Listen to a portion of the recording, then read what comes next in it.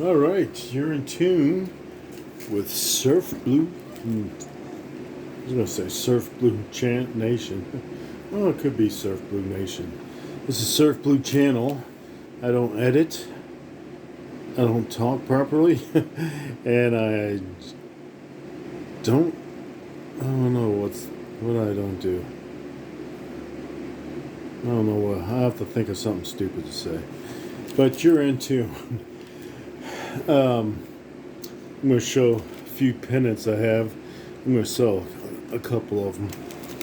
But if you're new to the channel, I give a snack.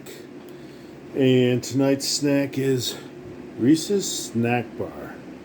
It's alright. I prefer the Reese's Cups or the wafers. And the drink, milk. I don't think I need to show you a picture of a milk. Everybody knows what milk is. Alright. So this is going to be probably a short video unless I talk a long time. The baseball cards just dropped. I was over at my dad's place. We were watching a Western. So I'll show a little clip of that later. But Arizona.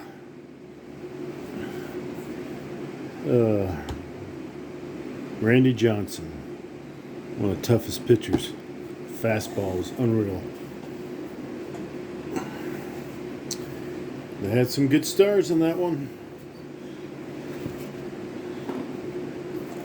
Me and my dad went to some of the spring training when they were down in the Tampa, Clearwater, Dunedin. My grandparents lived in Dunedin, and we went to see the Cincinnati Reds. I think it was 77. I'm not sure when I picked this up, but we saw Pittsburgh Pirates, of course the Blue Jays. They were just up the road from my grandmother.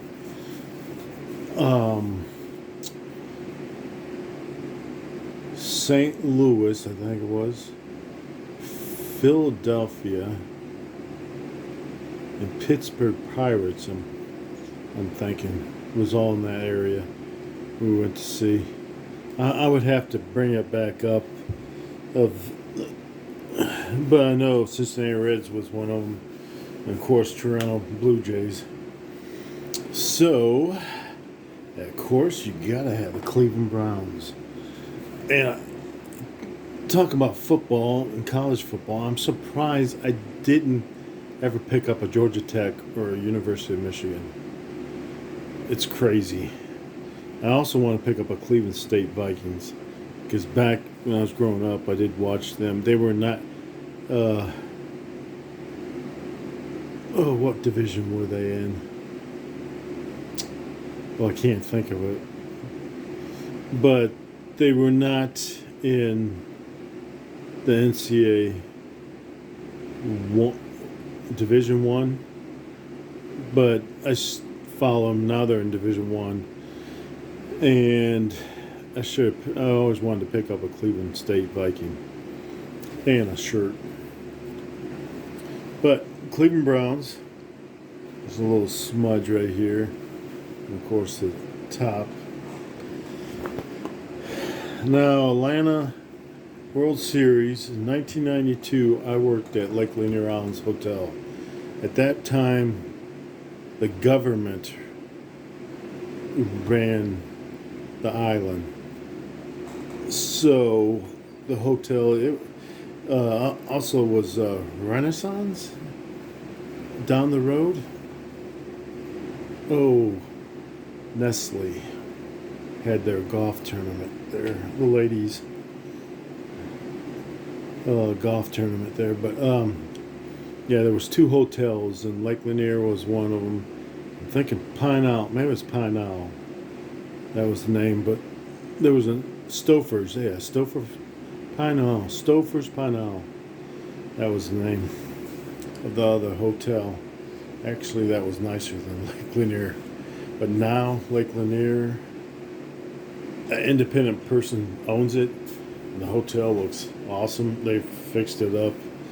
Maybe one day I'll get down there and show you. But I started out as a setup crew, and the bell stand person saw that I was always on time, and he knew I worked. I got the employee of the month at Lake Lanier, and he wanted me over at the bell stand, and he was convincing me, hey, you can make some tips and blah blah blah. And he's right. I did make some in the summertime, but the winter times it was rough. But one day, back then, I made 150 just like that, and I'll never forget. I kept a book and jotted down some of my tips. One guy, he was from Digital Computer. I think that's the name of the company. It was Alpharetta, and they came up,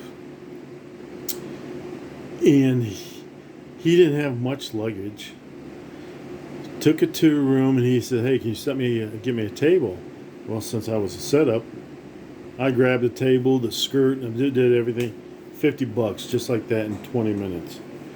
Because I was the best. There is the best there was. No, that's cocky, but my bell captain was better. And we competed at the comments cards to get little letters. I got a few letters. I don't know where they're at, but if I ever find them, I'll read them off. But back to this, the World Series. Mexican businessmen came up from Mexico and went to the World Series. So I always remember that because we had to do 2 buses unload luggage. Tennessee, wow. Yes, hopefully I can sell it. They're probably on probation. But this was back in the 90s when they were tough. But anyways, moving on. Green Bay Packers. Actually, I like this pennant, but my aunt and uncle lived in Wisconsin, originally from Ohio, but he moved around because of his business, and they were outside of Madison, Wisconsin. So they became Green Bay Packers fans. So I would get a media booklet on Green Bay and stuff. And I think that's where I ate A&W root beer, that restaurant they had off the exit. And went to Wisconsin Dells and ate at Paul Bunyan Restaurant. Actually, it was pretty good. Seattle Seahawks had some good receivers. I liked the quarterback, Jim Zorn. Who was the wide receiver? He was an all-star. Oh, I can't think. My mind goes blank. But I like the colors too. But Cleveland Browns were first, so I got to root for the Browns. My mother got this when she visited my grandmother in Dunedin, and when she flew home, she got me this. January 22nd, 1984. Actually, I graduated in June 1984. Hilaria West Wolverines. That was our name. So, I don't know, I might sell that. I don't know. Maybe not. Because it was for my mother. She bought it. Probably not. I might sell 3 pennants. Cleveland Indians. Bell Lofton Bargett. Oh, I can't say his name. But anyways, I'll show you. Lofton was gone. Awesome outfielder. And Bell, well, you know his attitude was a little off the wall sometimes. But he could hit the ball. 76ers. Why did I like the 76ers? Is back when Dr. J was on the team. Bobby Jones, one of the best six men off the bench in NBA. And like I say, Dr. J, he was like James. I think he averaged like 25 to 30 points a game, just about. He was a team player too, Dr. J. That's one thing I liked. And he was the one that started all the flying before Michael Jordan ever did. So I got to stick with Dr. J, the man. Cleveland Browns again, 1967. And yes, I'll be keeping this, of course. Actually, I wish I had the picture with me, and I should have. See, I was not properly.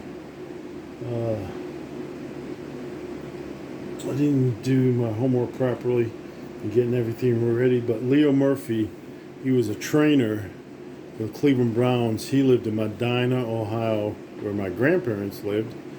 Lived right next door. My grandparents had a pool. He would come over and just sit and relax and chill out, and they would talk. My grandfather, if you guys didn't know, some of you guys did know, he owned a car dealership in Grafton. And anyways, Leo Murphy was an awesome guy. And I wish I had a picture to show you. I'm looking all around to see if there's anyone close. But when we moved down here in Atlanta, we would go to the Cleveland Browns. I missed maybe 2 games so far, I think, but most of the what do you call them? Scrimmage? Oh, I'm probably screwing that up too. In the regular season, well, Marty Schottenheimer was the coach, and I can't remember the team. Oh, yeah, they were playing Atlanta Falcons. Hello. They came to visit. We went down. We had some decent seats. We went down toward the field. We couldn't go on the field, and we asked the guy who was like the security, and I said, "Can you get Leo Murphy? He knows us." And he didn't recognize us at first, and then when we start talking, it's like, "Oh yeah, you've grown up," and blah blah blah. He took a few minutes out of his time before they started the football game to chat with us. Awesome guy. He passed away a while back ago. Cleveland Cavs. Went to quite a few games with my grandfather at the Richfield. I don't know, it's 2-3 games. I'm not sure. But I had probably more Cleveland Indian games and football games than the Cavs. But I was a Cavs fan. My Uncle Jimmy was a Cavs fan. My grandfather was a Cavs. But my dad, he didn't really get into basketball as much. But, I mean, he would root for him. He mostly football and baseball. So, Cleveland Indians, another one. And I wish they would not switch their name. I didn't understand. Well, I do. It was, well, I'm not getting into politics, but anyways, I wish someone would take over and switch the name back to Cleveland Indians. Actually, if you do the history of the Indians, that's why they named it the Indians, was one of the players.